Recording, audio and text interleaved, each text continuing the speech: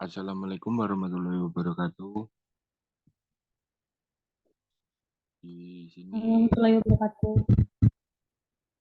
di sini kelompok kami yang beranggotakan 3 orang. Yang pertama saya sendiri, Amirul Hilmi. Yang kedua Cindy Sidaputar. Yang ketiga Fitri Yunisari. Kami akan mempresentasikan hasil kelompok kami tentang tanda baca.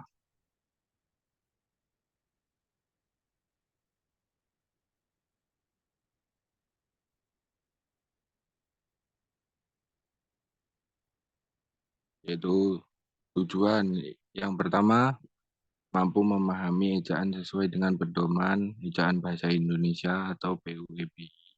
Yang kedua, mampu memiliki kalimat yang sesuai dengan PUBI yang berdasarkan aturan pemakaian tanda baca dari berbagai artikel di media sosial.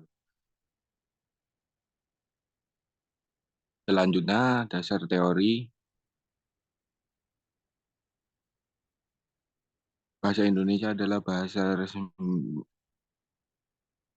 Bahasa Indonesia adalah bahasa resmi bahasa Indonesia sekaligus sebagai bahasa bersatu bangsa Indonesia. Awal penamaan bahasa Indonesia sebagai jati diri bangsa bermula dari Sumpah Pemuda pada tanggal 28 Oktober 1928. Di sana pada Kongres Nasional kedua di 13 Jakarta dicanangkanlah pengumuman bahasa Indonesia sebagai bahasa pasca kemerdekaan.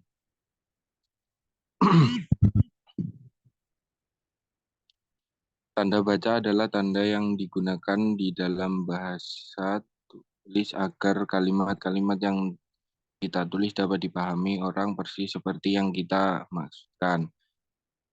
Tanda baca merupakan bagian dari kaidah ejaan. Fungsi tanda baca dan ejaan sangat menentukan dalam pencapaian tujuan komunikasi. Tanda baca dan ejaan berisikan tentang kaidah-kaidah pemakaian bahasa Indonesia yang baik dan benar, yang sesuai dengan konvensi bahasa yang berlaku.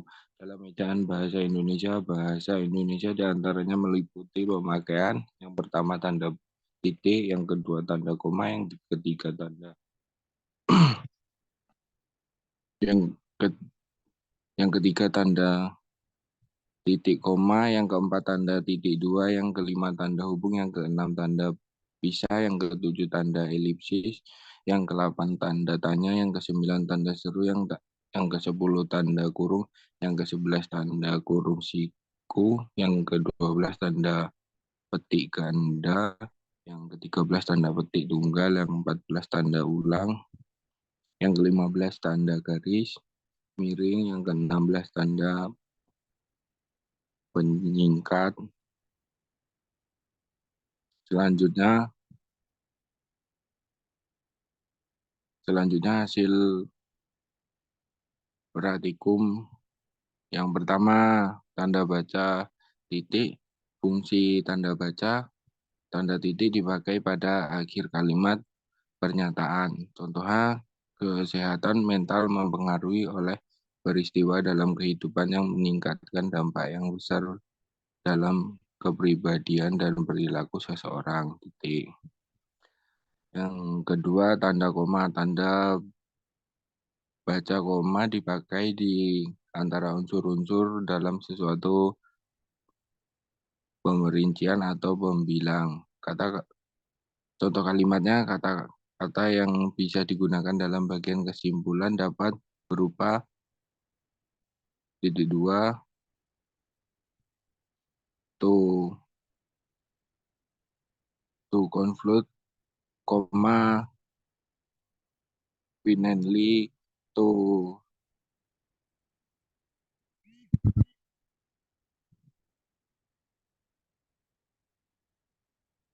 finally, to summarize as a result, summing up, dan lain-lain sebagainya. Tanda titik koma Tanda titik koma dipakai pada akhir perincian yang berupa keluasa. Kebutuhan masyarakat tentang pentingnya pendidikan telah diatur di dalam pasal 31 ayat 1 dalam 2 Undang-Undang Dasar 1945 yang tertulis sebagai berikut. 1. Setiap warga negara berhak mendapatkan pendidikan. 2. Setiap warga negara wajib mengikuti pendidikan dasar dan pemerintah wajib membiayainya. Yang keempat, tanda titik 2. Tanda titik 2 dipakai di antara A jilid atau nomor dan halaman, B surah dan ayat dalam kitab suci, C judul dan anak judul suatu karangan, serta D nama kota dan penerbit dalam daftar pustaka. Untuk contohnya Juyadi, Yusa 2017 pengantar ilmu politik 2 edisi kedua Depo 2 Raja Wali Pers. Tanda hubung. Tanda hubung dipakai untuk menyambung unsur kata ulang. Contohnya asas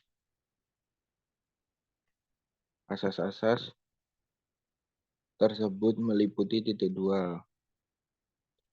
Tanda pisah dipakai untuk membatasi penyisipan kata atau kalimat yang memberi penjelasan di luar bangun kalimat. Contohnya sate Marangi berasal dari tanah Sunda. Tanda pisah meskipun ada banyak versi sejarah dan asal-usulnya tentang yang satu ini titik. Tanda tanya dipakai pada akhir kalimat tanya. Contohnya apa itu sate Marangi? Tanda tanya.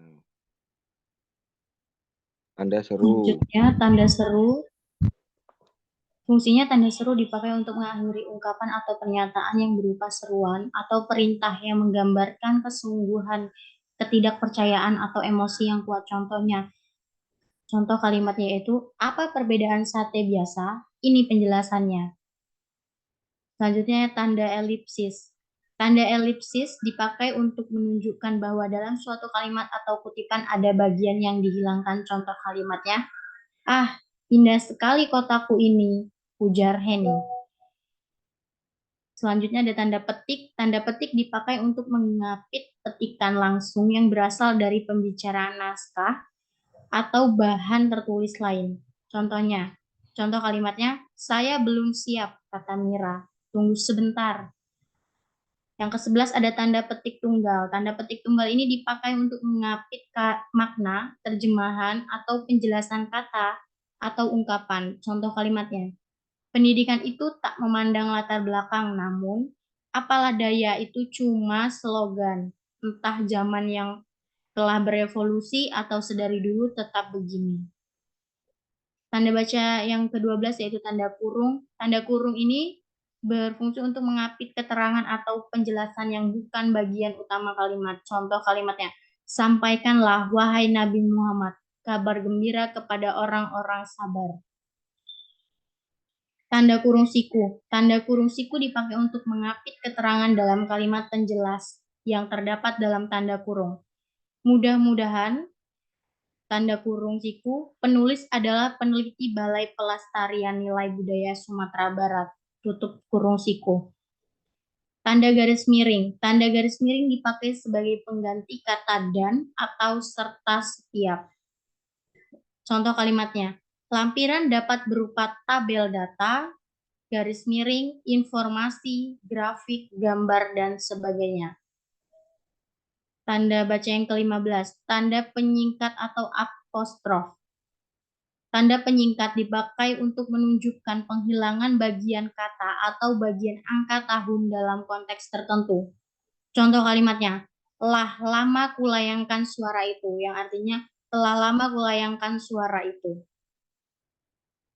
Pembahasan. Pada praktikum bahasa Indonesia, pedoman umum ejaan bahasa Indonesia atau yang biasa disingkat sebagai PUEB, dalam penulisan karya ilmiah pada penggunaan tanda baca ini bertujuan agar mahasiswa mampu memahami ejaan sesuai dengan pedoman umum ejaan bahasa Indonesia atau PUEB dan mampu memilih kalimat yang sesuai dengan PUEB berdasarkan aturan pemakaian tanda baca dari berbagai artikel di media sosial.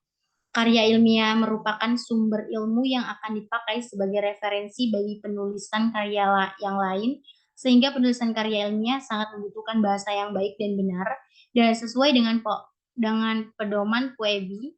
Apabila suatu karya ilmiah tidak menggunakan bahasa yang baik dan benar, kemungkinan akan terjadi kesalahan atau penafsiran pada masing-masing orang yang membacanya. Oleh sebab itu, dibutuhkan PUEB sebagai pedoman dalam penulisan karya ilmiah yang baik dan benar.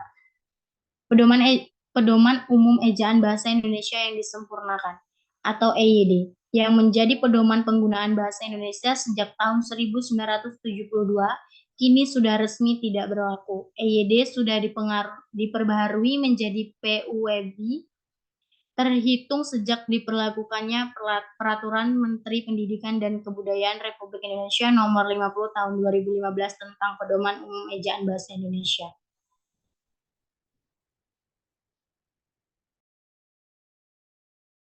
Selanjutnya akan dibacakan oleh Fitri.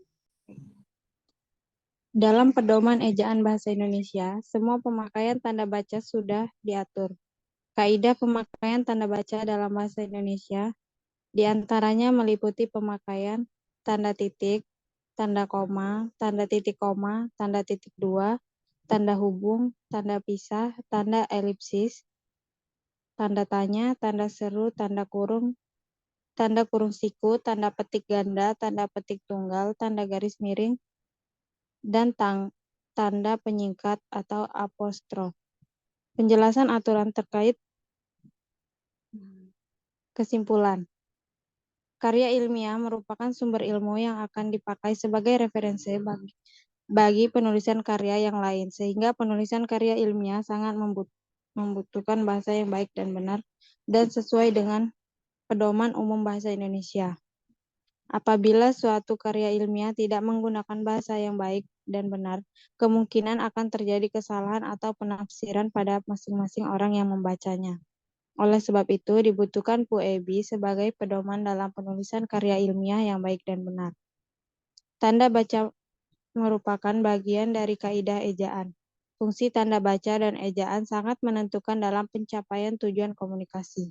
Tanda baca dan ejaan berisikan tentang kaidah-kaidah pemakaian bahasa Indonesia yang baik dan benar, yang sesuai dengan konvensi bahasa yang berlaku. Dalam ejaan bahasa Indonesia, semua pemakaian tanda baca sudah diatur.